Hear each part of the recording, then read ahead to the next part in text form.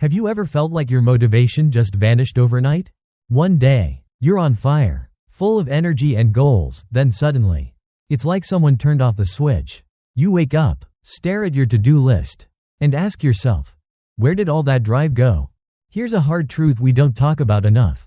Most of us don't fail because of a lack of dreams. We fail because we wait for a feeling to push us. We wait to feel inspired, excited, ready. But the ancient Stoics had a different approach. They believed that action shouldn't depend on emotion. They taught that action is born from discipline, not desire. Now imagine this. You're standing on a massive theater stage. The lights are on. The audience? Life itself. In that moment, it's not what you say or what you wish, it's what you do that defines you. That's not just poetic. That's Stoicism in action. Marcus Aurelius once said, "Our actions may be impeded, but there can be no impeding our intentions or our dispositions. Because we can accommodate and adapt." In other words, you still have the power to act. Even when life gets messy, you still have control, even when emotions feel overwhelming. But how do we tap into that power, especially on the days we feel least motivated? We've all been there, those moments when your goals feel too far. When inspiration feels like a distant planet, and you can't even get yourself to take that first step. Not because you're lazy, not because you don't want it, but because something deep inside feels disconnected. This is where Stoicism comes in, not as another self-help pep talk, but as a timeless philosophy that offers a stable compass in a chaotic world. The Stoics didn't wait for emotions to light the fire. They trained themselves to act regardless of how they felt. That's what made them powerful. That's what made them free. Seneca, another great Stoic thinker, put it bluntly, if a man knows not to which port he sails, no wind is favorable. Without purpose, without discipline, even the strongest motivation gets lost at sea. But when you know where you're headed, when you have a Stoic anchor, you can navigate through any storm. And here's the good news. You don't have to be a philosopher, monk, or warrior to do this. You just need a framework, a mindset that cuts through excuses and emotional fog. That's exactly what we're diving into today. In this video, we'll walk through 7 Stoic lessons that will help you take real action, whether you're stuck in a rut, battling procrastination, or just looking for a way to live more intentionally. These aren't vague concepts or wishful thinking. They're practical, powerful strategies that have stood the test of time. Each lesson you're about to hear is a key to unlocking the part of you that already knows how to take charge. That version of you that doesn't need external motivation to move forward. That version of you that acts from clarity, not chaos. So, if you've been waiting for the perfect moment to change, here it is. Not because today is special, but because this moment is yours. Right now. Are you ready to discover how to move forward, not someday, but starting today? Let's take that first step together. Lesson 1. Discipline yourself. Ren Luyen Ki Luat Ban Than. Let's be honest, discipline doesn't get nearly enough credit. When people talk about changing their lives, they usually mention motivation, hustle, maybe even luck. But here's the truth most people don't want to hear. None of that matters if you don't have discipline. Discipline is the quiet force behind every meaningful action. It's the voice inside that says, get up anyway, even when you're tired, even when you don't feel like it, especially when it's hard. In the eyes of the Stoics, discipline isn't about punishment or control. It's about liberation. Marcus Aurelius, the philosopher emperor, once wrote, "You have power over your mind, not outside events." Real freedom lies in self-mastery. In other words, freedom isn't doing whatever you want. Freedom is being able to choose the right thing, even when it's the harder thing. Epictetus, born into slavery but rising to become one of Stoicism's greatest voices, believed in practicing goodness until it became second nature. He taught that we don't rise to the level of our ambitions, we fall to the level of our habits. And that's what discipline really is, the art of showing up consistently for what matters most. So how do we begin building that kind of life? It starts with awareness. Self-discipline begins the moment you stop sleepwalking through your day and start noticing your own patterns, your reactions, your excuses, your impulses. The more you observe yourself, the more control you start to gain. It's like stepping into the driver's seat of your mind. Then comes intention. Instead of drifting through your routine, Stoics challenge us to ask, does this align with my values? That small pause, that split-second reflection, is where discipline is born. Because discipline isn't always some grand act of willpower. Often, it's a quiet decision to act with purpose, even in the smallest tasks. And yes, the Stoics believed in challenge. In fact, they welcomed it. They practiced what we might call voluntary hardship, cold showers, fasting, physical discomfort, not for the sake of suffering, but to strengthen their inner core. It was their way of saying, I am stronger than my urges. I am not afraid of discomfort. Seneca called these trials the fire that polishes the soul. He didn't see failure as a weakness, he saw it as a forge. Each stumble, each misstep, was a chance to begin again, with greater resolve. That's real discipline, not perfection, but persistence. Over time, these small daily choices add up. A single decision to eat mindfully. One morning where you resist the snooze button. A workout you finish when you'd rather quit. Each one is a thread, and together they weave the fabric of your character. And here's the beautiful part. Discipline is not just about achieving goals. It's about living in alignment with your deepest values. It's about becoming someone you can respect when you look in the mirror. Someone steady, grounded, and free. Let's not forget, discipline doesn't mean controlling the world. It means learning to control your response to the world. The Stoics always returned to one powerful idea. There are things we can control, and things we can't. Emotions? Can't control that they come up, but we can control how we act on them. Situations? Often out of our hands, but attitude? Always within reach. This kind of self-awareness is the foundation of true strength. It's why the Stoics were so focused on reflection, journaling, meditating, pausing to ask, why am I doing this? Does this reflect the kind of person I want to be? Those questions don't just change your actions. Over time, they change you. And yes, it takes patience. Discipline isn't a one-and-done deal. You'll slip, you'll have bad days. That's part of it. But the key is to return, to get back on the path without shame. Even if it's slower than you hoped, even if no one's watching, you keep going. That's what builds real confidence, the kind that doesn't need applause. So take inventory today. What do you want your life to stand for? What habits reflect that vision? And what one small decision can you make, right now, to move in that direction? Because that's the heart of Stoic discipline, quiet strength, consistent effort, and deep alignment with what matters most. Coming up next, we're going to look at something equally powerful, what you do when things get tough. Because if there's one thing that tests discipline, it's challenge. But here's the Stoic twist. Instead of complaining, they flipped the script. They turned obstacles into stepping stones. Curious how? Let's talk about it in Lesson 2. Lesson 2. Stop putting things off. Nung trihone. Let's face it, procrastination is a thief. But it doesn't come in the middle of the night to steal your car or your wallet. It moves slower, quieter, and what it steals is far more valuable: your time, your energy, and ultimately, your potential. And the worst part? We're the ones letting it in. We all know the feeling.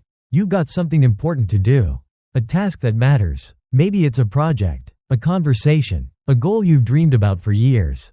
But instead of starting, you open another tab, check your phone, tell yourself, I'll just do it tomorrow. Tomorrow, that magical land where 99% of our dreams are buried. The Stoics had no patience for this kind of thinking. To them, procrastination wasn't a scheduling problem, it was a spiritual problem. A failure to recognize the value of life, the fragility of time, and the urgency of purpose. Marcus Aurelius, who carried the weight of an empire on his shoulders, still reminded himself, you could leave life right now. Let that determine what you do and say and think. That's not meant to scare you. It's meant to wake you up. Because the truth is, we don't know how many tomorrows we get. And when you realize that, you stop waiting for perfect conditions. You stop wasting hours scrolling, stalling, numbing yourself from the discomfort of action. You start living like every day counts, because it does. Now, let's be clear. The Stoics weren't saying, work faster. They were saying, live intentionally. Seneca, with his razor-sharp insight, once wrote, people are frugal in guarding their personal property, but as soon as it comes to squandering time, they are most wasteful of the one thing in which it is right to be stingy. Read that again. We'll lock our phones, hide our passwords, guard our possessions, but our time? We give it away like it's nothing. To distractions, to fear, to indecision, and every time we do, we shrink. Epictetus, Never one to sugarcoat truth. Took it even further. How long are you going to wait before you demand the best for yourself? To him, putting things off was a betrayal, not just of your goals, but of your better nature. It was a refusal to honor your potential. So how do we stop procrastinating? How do we break the cycle of delay and finally step into action? It starts with one word: awareness. Most of us procrastinate on autopilot. We say, later, without even thinking. The Stoics challenge us to wake up, to stop sleepwalking through our choices and recognize the cost of our avoidance. So the next time you catch yourself reaching for a distraction, pause and ask, what am I avoiding right now? And why? Is it discomfort? Fear of failure? Uncertainty? Good. That means you're growing. That means the task matters. Lean in. Then, shift your mindset from outcome to intention. The Stoics didn't focus on results.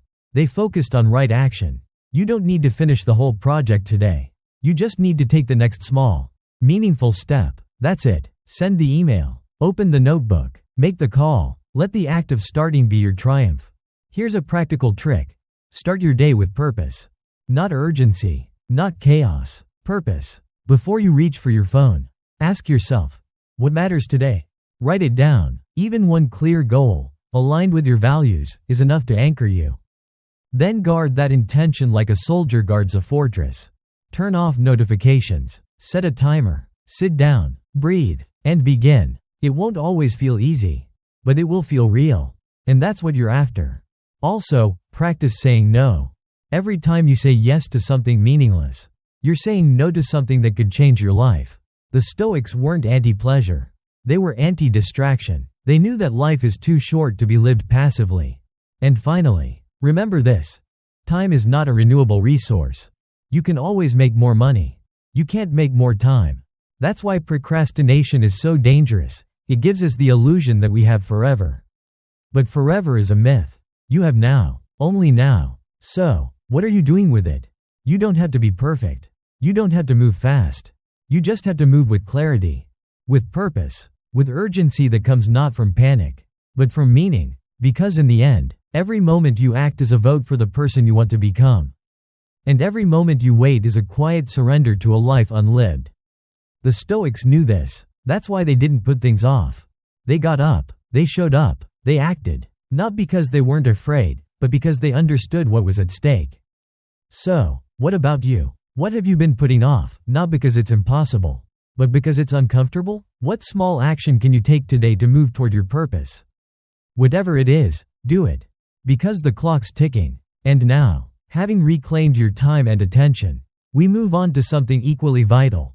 The mindset that keeps us grounded when life gets messy. Don't complain about challenges. Face them. In the next lesson, we'll explore how silence, strength, and a change in perspective can turn every obstacle into a stepping stone. Are you ready? Let's keep going. Lesson 3. Make good habits a habit. Bien thoi quen tot ton ban nong. We all admire greatness when we see it, someone calm under pressure, consistent in their work, kind without needing recognition. But what we forget is this. Those traits aren't gifts, they're habits. The Stoics understood this deeply. They didn't believe virtue came from a single heroic act. They believed it was earned, moment by moment, through small, deliberate choices made every single day. Marcus Aurelius once said, "You become what you repeatedly do." Excellence, then, is not an act, but a habit. Think about that for a second. Excellence isn't found in the grand gestures. It's not in that one-time burst of productivity, or that perfect morning routine you kept up for a week. It's in what you choose to do, on the boring days. The hard days. The ordinary days. Epictetus echoed the same message. To him, becoming virtuous wasn't about chasing some ideal, it was about slow, steady transformation. A process, a rhythm, a way of life. And if you're feeling overwhelmed, here's the best part. You don't have to start big. In fact, the Stoics would say, start small, or don't start at all. Because when it comes to building character, what matters most isn't the size of your effort, it's the consistency of it. So, where do we begin? Start with what matters most, your values. Courage, justice, temperance, wisdom. These weren't just abstract ideas for the Stoics, they were compass points. Each habit you form should point you toward one of these virtues. Want to cultivate temperance? Maybe you eat more mindfully. Cut back on impulse spending. Want to build wisdom? Read daily. Reflect. Ask questions before reacting. Want more courage? Speak up when it's uncomfortable. Show up even when you're afraid. The habits don't have to be dramatic. They just have to be intentional. And here's a trick. Stack your habits. That means linking a new habit to something you already do. You brush your teeth every morning? Add 2 minutes of silence afterward for reflection. You make coffee every day? Use that time to read one Stoic quote and write how it applies to your day. These triggers help form a routine that doesn't rely on willpower alone. It becomes part of your flow. Seneca, always direct, warned us about the greatest threat to our habits, distraction. He said, "Nothing is ours, except time," and urged us to guard it fiercely. That means if you're serious about your habits, you need to protect your time like a fortress. Close the extra tabs, turn off notifications, make space not just in your schedule but in your mind. And don't forget to track your progress. This isn't about perfection, it's about awareness. Use a journal, a simple checklist, a few notes at night asking, "What did I do today that reflected my values? Where did I fall short? What will I do differently tomorrow?" That kind of reflection? It's how habits go from fragile experiments to solid foundations. Now let's be real. You'll mess up. You'll forget, slip, get tired, fall off track. And that's okay. The Stoics weren't interested in you being flawless. They were interested in you getting back up. Each time you do, you reinforce the kind of person you're becoming. Self-compassion isn't weakness, it's wisdom in action. It says, "I'm still in this. I'm still growing." And slowly, those habits, they stop feeling like chores. They start feeling like who you are. Your morning reflection becomes your mental armor. Your quiet acts of kindness become your reputation. Your self-control becomes your peace. This is what the Stoics were after, not shallow success, but deep transformation, not image, but integrity. And it all starts with a question. What kind of person do I want to become? Now ask, what habits would that person live by? Start there. Start small. Start today. And remember, this isn't about chasing a finish line. It's about shaping your life, one act at a time, into something strong, resilient, and meaningful. Lesson 4. Challenges can be turned into chances. Bien tu thatch ton kohoi. Let's talk about pain, the kind that catches you off guard, knocks the wind out of you, and leaves you questioning everything. A failed business, a betrayal you never saw coming, a diagnosis, a dream slipping through your fingers. Yeah, that kind of pain. Now here's the question the Stoics would ask you in that moment. What are you going to do with it? Most people see obstacles as unfair punishments, something to avoid, deny, or complain about. But to the Stoics, adversity was not the enemy. It was the teacher. Not the thing that ruined you, but the thing that could reshape you if you let it. Epictetus knew this better than anyone. Born a slave, beaten, crippled, stripped of freedom in every physical sense. And yet, he found something most people never do, inner liberty. He realized that while no one could control what happened to him, no one could touch what happened within him. That was his realm, that was his power. And that's the power you have too. You might not get to choose the storm, but you get to choose who you are in the middle of it. Seneca put it simply, difficulties strengthen the mind as labor does the body. Think about that. Your challenges aren't weakening you. They're training you, shaping you, but only if you lean in, not run away. Marcus Aurelius, ruling an empire while facing plague, war, betrayal, even he wrote, "You have power over your mind, not outside events. Realize this, and you will find strength." In other words, stop giving your power away. You don't control what happens, but you do control what happens next. So how do we start turning pain into progress? Here's what the Stoics teach.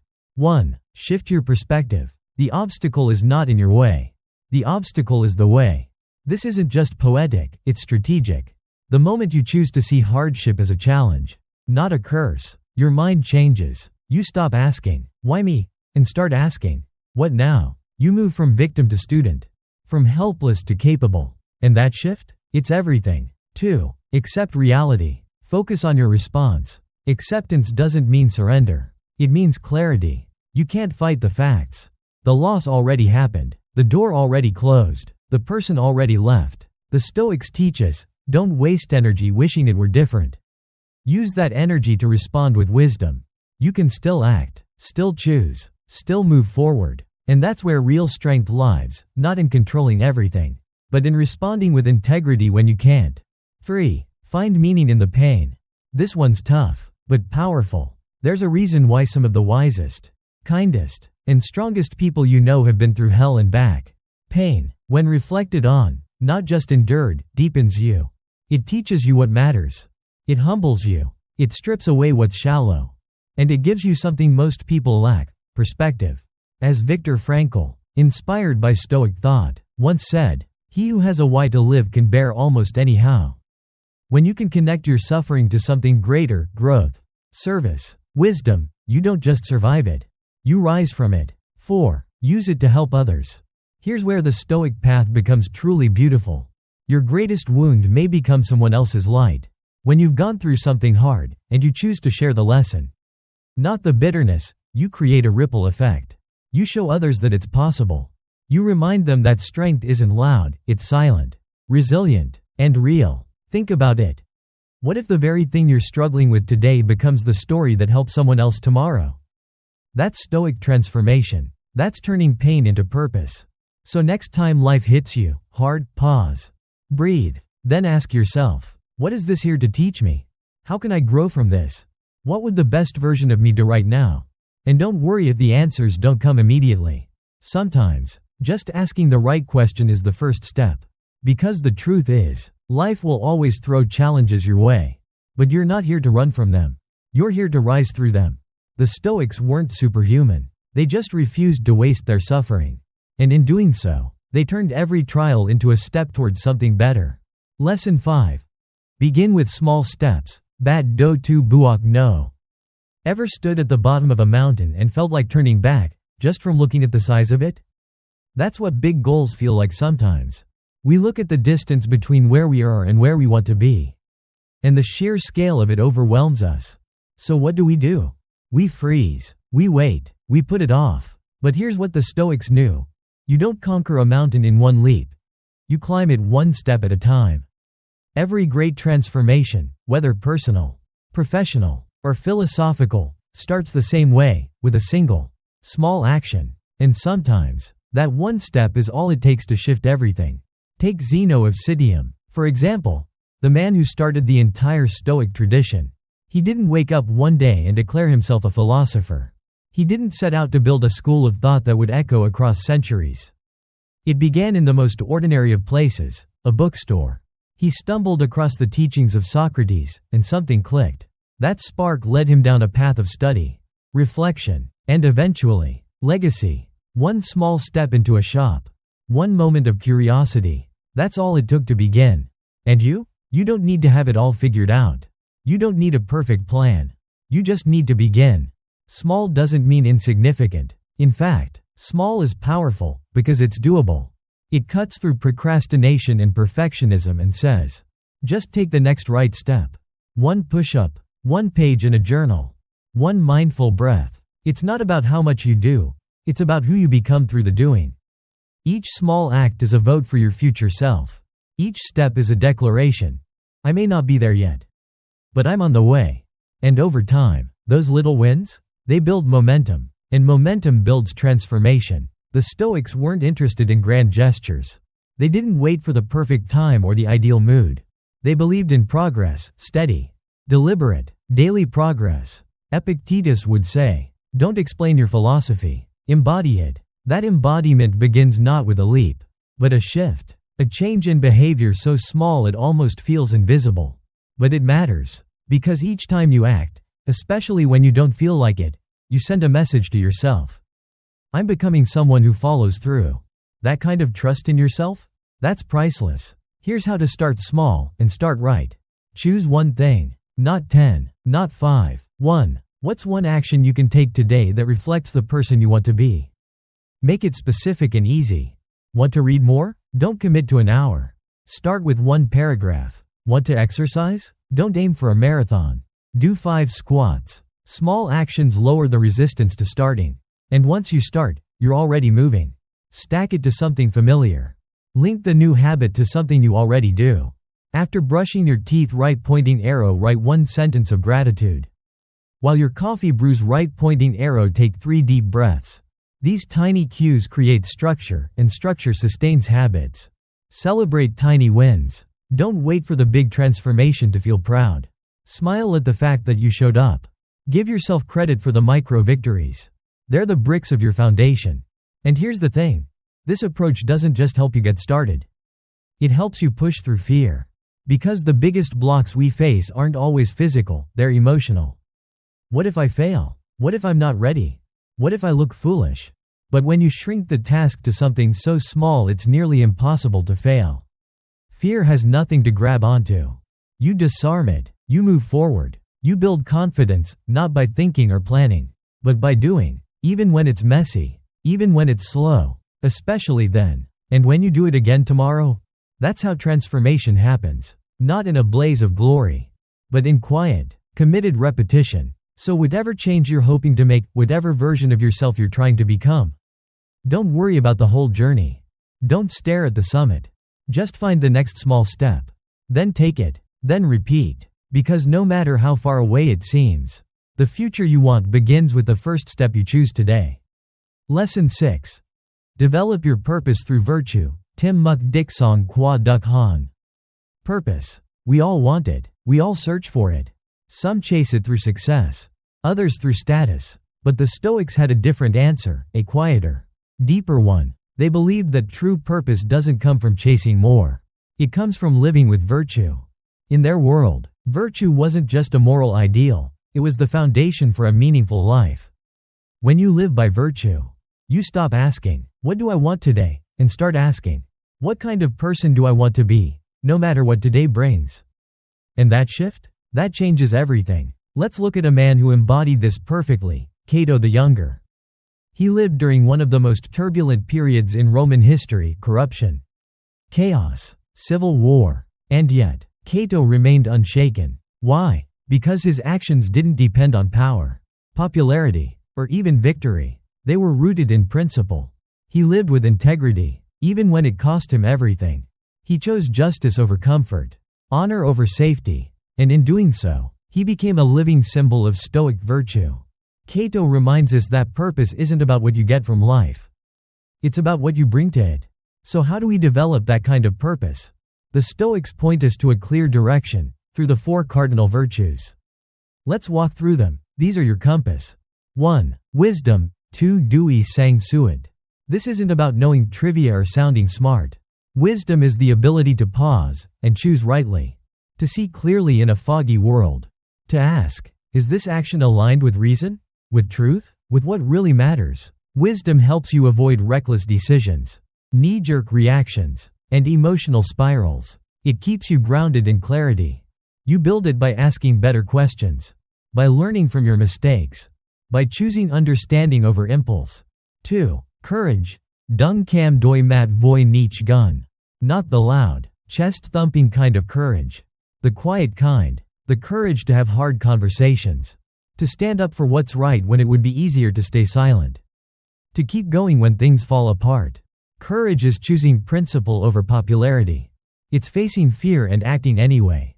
You don't need to slay dragons to be brave. Sometimes, it's just getting out of bed and showing up for your values.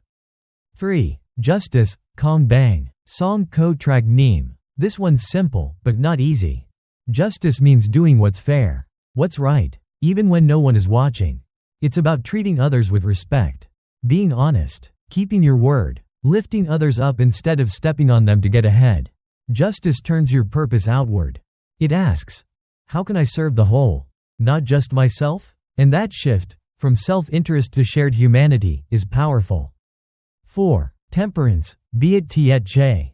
Giu kan bang. We live in a world that screams, more comfort, more praise, more dopamine. But Stoicism teaches the opposite.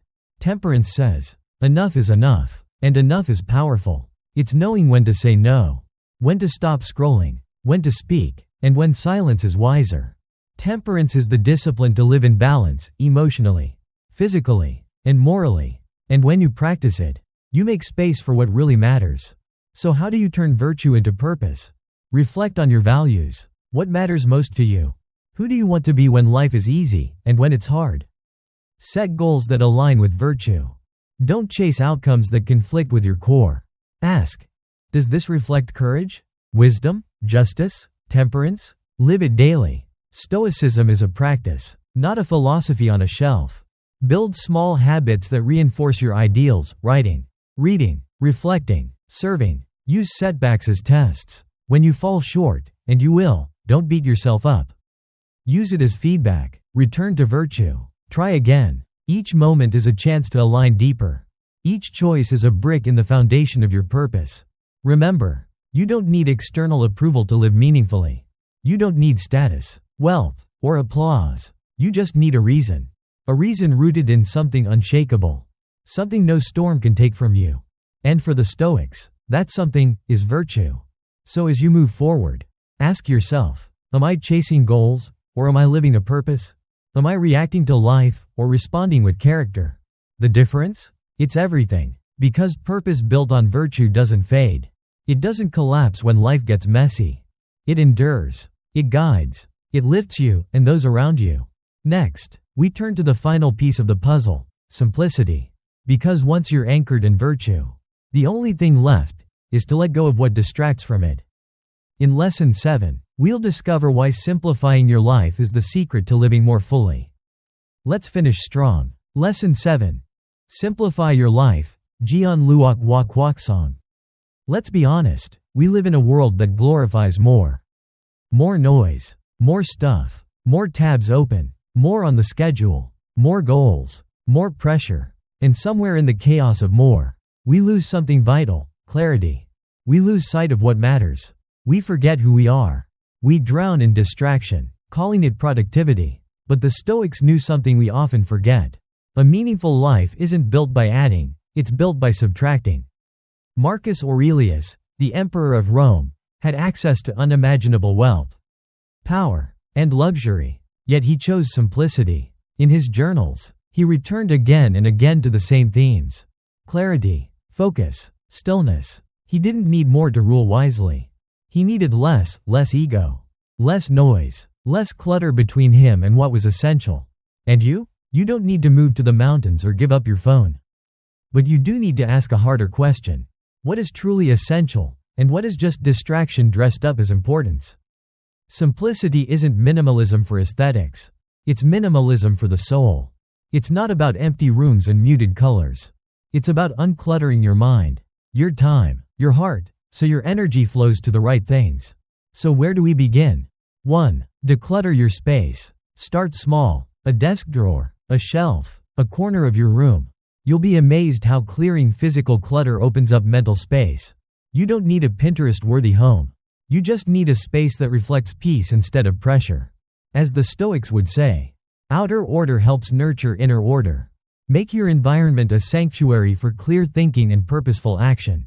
2. Establish simple routines. Routines aren't boring, they're anchors. A steady morning rhythm, a quiet nighttime wind down. They ground you. They protect you from decision fatigue. They give your day structure, so your mind is free to focus on what truly matters. You don't need 10 productivity hacks. You need 2 or 3 habits that connect you to your values. And then, you repeat them, daily. 3. Limit digital overload. We live in a time of infinite scroll, and it's costing us our attention, our peace, and, sometimes, our joy. You don't have to quit tech, but you do have to take control of it. Silence notifications. Delete apps that steal time but give nothing back.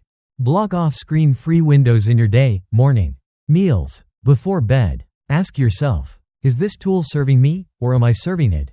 Simplicity in the digital world means choosing what you let in. 4. Simplify your finances. Money doesn't buy clarity, but how you manage it can reflect it. Track your spending. Eliminate what doesn't align with your values. Avoid debt when possible. Invest in what fuels your growth, not just your status. The Stoics weren't anti-money. They were anti-dependence. They believed peace came not from wealth, but from not needing excess. 5. Choose experiences over possessions. We're trained to collect shoes, gadgets, likes, achievements. But ask anyone what changed their life, and it's rarely a purchase. It's a moment, a sunrise hike, A hard conversation that led to healing. A book that cracked you open. A quiet cup of tea with someone who sees you. Simplicity means choosing the things that feed your soul, not just fill your shelf. 6. Practice mindfulness and gratitude. This is the heart of it all. Because no matter how organized your room is, if your mind is noisy, your life still feels cluttered. So pause. Breathe. Notice the now. You don't need a perfect meditation practice. You just need to return to the present, as often as you can. Gratitude helps too. Write down one thing you're thankful for each night. Not grand, not impressive, just real. Gratitude turns simplicity into joy. Why simplicity matters more than ever. In a world that tells you to chase everything, simplicity gives you back yourself. When you let go of what's noisy, superficial, and scattered, you reconnect with what's steady, meaningful, and true. You become more intentional, more peaceful, more powerful, not in the noisy, performative sense, but in the quiet, grounded, stoic sense. You begin to live not by default, but by design. So what can you release today? A possession, a habit, a toxic input, a rushed yes. What can you clear away? So what's left is only what matters. Simplify, not for the trend, but for the transformation. Now that you've walked through all 7 Stoic lessons, each one a step toward clarity, courage, and character, it's time to connect the dots. In the final section, we'll bring it all together and ask, how do we live this? Not just know it? Because wisdom means little if it isn't lived. Let's close strong. 7 lessons, 1 philosophy, a lifetime of transformation, if you choose to live it. The Stoics didn't just teach ideas. They offered tools, discipline, presence, virtue, clarity, to help us move forward, even when life pushes back. So don't just admire these lessons. Apply them. Start small. Show up daily. Live with purpose. And when challenges come, and they will, let them shape you, not stop you. This isn't about being perfect. It's about getting a little better, a little braver, a little wiser, every single day. If this video spoke to something inside you, share it with someone who needs to hear it too. And if you're ready for more Stoic insights to strengthen your mind and your life, subscribe. And join us on this path of purpose. Because the world doesn't need more noise. It needs more people who live with intention. Let's be those people, starting now.